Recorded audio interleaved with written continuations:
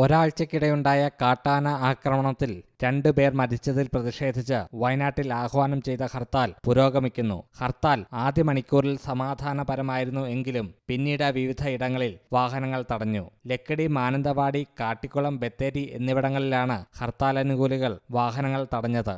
LDFും UDFും BJPയും ഹർത്താലിന് ആഹ്വാനം ചെയ്തിരുന്നു. കാട്ടിക്കുളത്ത് മറ്റു സംസ്ഥാനങ്ങളിൽ നിന്നുള്ള ചരക്ക് വാഹനങ്ങളടക്കം തടഞ്ഞിട്ടിരിക്കുകയാണ്. വിവാഹം, ആശുപത്രി ആവശ്യങ്ങൾ ഒഴികെയുള്ള വാഹനങ്ങൾ ഹർത്താൽ അനുകൂലികൾ തടയുകയാണ്. അതിനിടെ ആളെക്കൊല്ലി കാട്ടാന ബേലൂർ മഖനയെ പിടികൂടാനുള്ള ദൗത്യം തുടരുന്നു.